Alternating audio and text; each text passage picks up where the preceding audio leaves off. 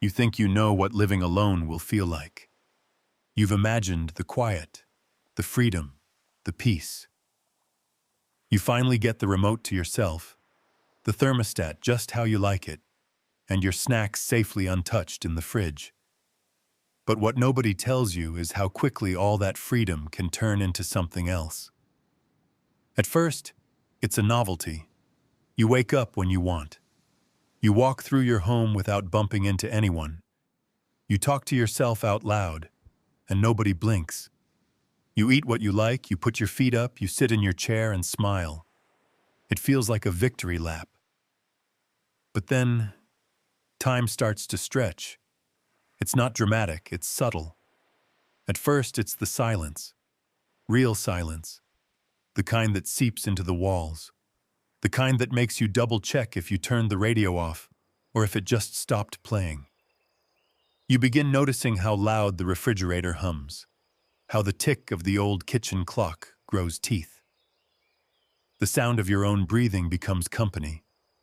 Nobody tells you that silence, when it's always there, starts talking back. It reminds you when the phone doesn't ring, when no one knocks, when days pass and the only voice you hear is your own. You try to stay busy, but staying busy doesn't always work. You can scrub the sink, organize drawers, clip coupons.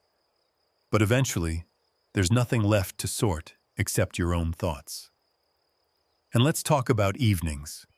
That's when it really settles in.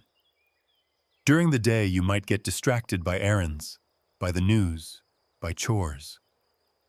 But evening, that's when shadows grow long and memories creep in. That's when you set the table for one. That's when you sit in your favorite chair and realize it never looked so empty. Nobody tells you how much food spoils when you're alone. Recipes were written for families. Shopping deals are made for packs, not one person. You try having things, freezing things, but there's always too much. You throw out what you couldn't finish. You feel guilty, not just for wasting food, but for the reminder that there's nobody else eating with you. And nobody tells you how decision-making gets heavier. When you live with someone, small choices get bounced around. Should we fix the faucet now or wait? Should we watch a movie or go for a walk? Alone, it's all on you. You decide what to fix, what to ignore. You become your own counselor, your own backup, your own sounding board. Sometimes you wish someone else would just say, "Let's do this." Here's another one they don't mention. Getting sick feels scarier. A sore throat that used to mean soup and rest now comes with a lingering question. Who would know if something went wrong? You keep your phone nearby. You check the battery more often. You tell a neighbor just in case. It's not fear, exactly. It's awareness. That you are, in many ways, your own safety net now. Even simple things change shape, like mail. When you live with someone, the mail is just mail. But when you live alone, it becomes a lifeline. You start reading every word. You notice when it's only bills and advertisements. You perk up when it's a real card, a handwritten envelope, a photo tucked inside. That kind of mail feels like a knock on the door from the past. Nobody tells you how holidays start to sting. The day before Thanksgiving feels ordinary until you realize there's no pie to bake, no chairs to unfold. Christmas lights look beautiful but distant, like they belong to someone else's world. New Year's Eve becomes a countdown to more quiet. You can still celebrate, of course, but the air around it feels different, like something's missing, even when you can't name it. And companionship? That becomes a word with weight. You start craving not just company, but witness. Someone who sees you every day. Someone who says good morning and good night.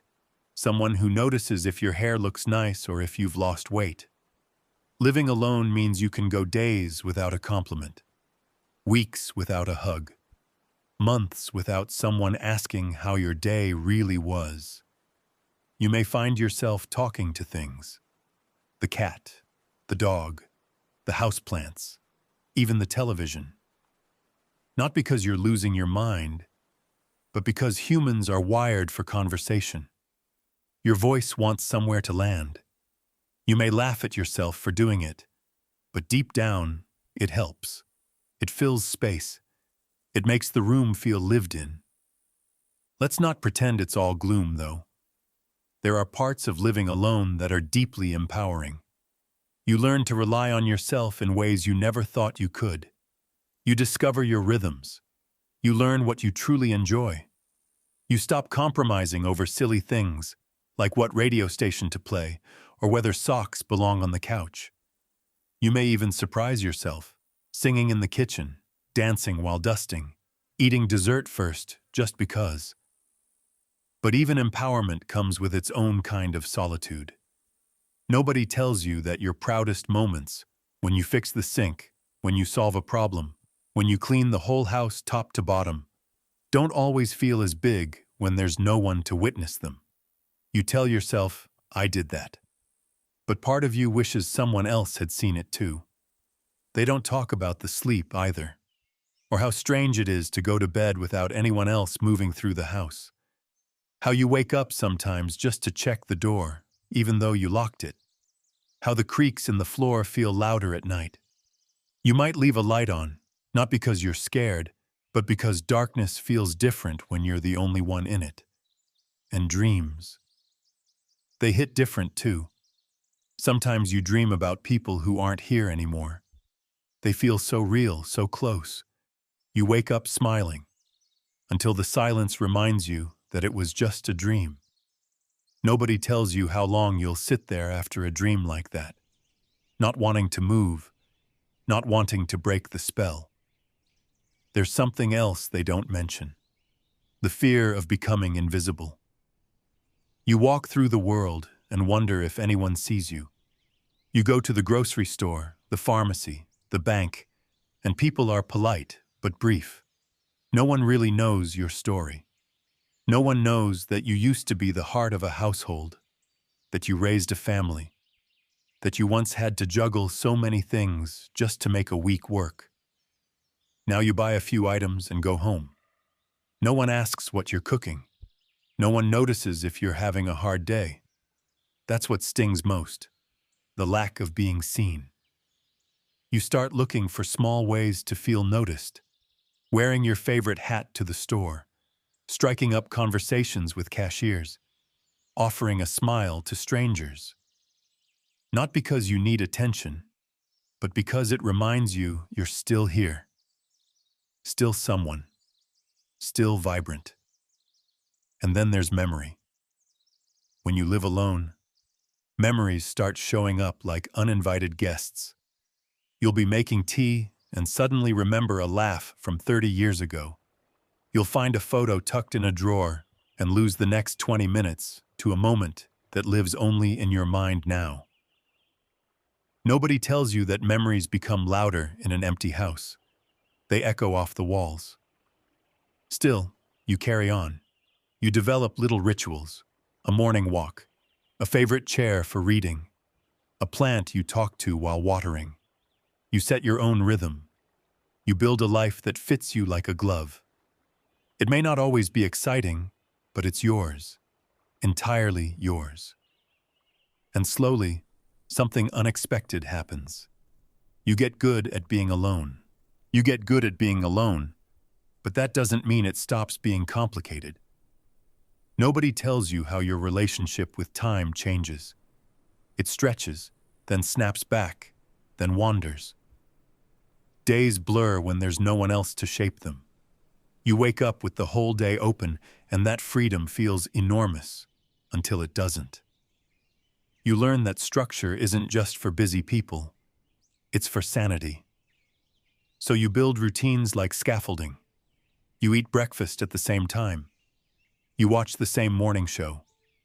You put out the trash on Tuesday, even when it's only half full. You realize errands become events. A trip to the post office might take an hour because you linger. You smile at the clerk longer. You let others go ahead of you in line just to stay out a bit more. You pretend to browse the pharmacy even though you came for one thing. It's not loneliness exactly. It's the quiet hunger for interaction, for small talk, for the sense that you're still part of the world. Nobody tells you how birthdays change. You stop expecting cake or parties. Sometimes your phone rings. Sometimes it doesn't. You get a card in the mail from your cousin in Iowa who never forgets. You place it on the table like it's a trophy. You sing yourself happy birthday in your head, not out of sadness, but because you deserve to be celebrated, even if it's just by you. You start noticing the little kindnesses more. A neighbor bringing your paper closer to the door. A cashier remembering your name. A dog in the park that always trots over to say hello. These things didn't seem important before, but now? They're golden. They fill a space you didn't realize was empty. You start doing the same for others, too. You wave more, compliment more, smile more. Because you know what it means to be seen. Here's something else they don't tell you. How deeply you begin to appreciate things most people overlook. A hot cup of coffee on a quiet morning. A good pen. A warm pair of socks fresh from the dryer. That first breeze when you open a window. The smell of soup on the stove. These aren't small things. These are life rafts. They remind you that beauty isn't gone. It just whispers now instead of shouting. You also start to understand your body in new ways. When you're alone, every ache feels like a conversation. Is that knee twinge nothing or something? You become fluent in the language of better watch that. You adjust how you sit, how you bend, how you move through doorways. It's not fear, it's strategy. Because now, it's on you. You learn to respect your body like a partner. You say thank you when it cooperates. You forgive it when it doesn't. But let's not pretend everything's poetic. There are days when motivation is nowhere to be found. Days when the bed stays unmade, the dishes stack up, and you eat toast for dinner because that's all you can bring yourself to do. Nobody tells you how often you'll battle the question, what's the point? And nobody tells you that answering it, even with something simple like, because I said so, can be a form of quiet victory. You find ways to anchor yourself. A plant that needs watering, a radio show at noon, a friend who calls every Friday. These become your heartbeat. Predictable, reliable, comforting. The world outside may be noisy and fast, but in your home you've built a rhythm. It may not match the world's tempo, but it's yours. Sometimes you remember things out of nowhere, like your mother's hands, or the sound of your children's feet racing down the hall, or the way your partner used to say your name. These memories drop in unannounced, and when they do, you stop. You sit. You let them stay a while, because they are proof of the life you've lived. And in a world that often forgets older people, your memories remind you, you mattered. You still do. You start talking to photos, or old letters, or the mirror. Not out of madness, out of memory, out of connection. Out of that very human need to be heard, even if it's just by the past. And then, maybe on a Wednesday morning, something strange happens. You feel okay. Not thrilled, not lonely, just okay. You drink your tea and notice how quiet the birds are. You realize that quiet can be peaceful too. That solitude can hold you like a warm coat instead of a cold cell. You smile at the thought. You may even begin to treasure your alone time. Not because you've given up on people, but because you've learned how to be with yourself. You've made friends with your thoughts. You've found ways to enjoy your own company. You've discovered you can be both your own anchor and your own sail. And maybe, just maybe, you start reaching out. Not in desperation, but in strength. You sign up for a class. You attend a local talk. You say yes to a neighbor's invitation. Not because you're trying to fill a hole, but because connection, when chosen freely, tastes sweeter than anything. You realize that living alone doesn't mean being alone.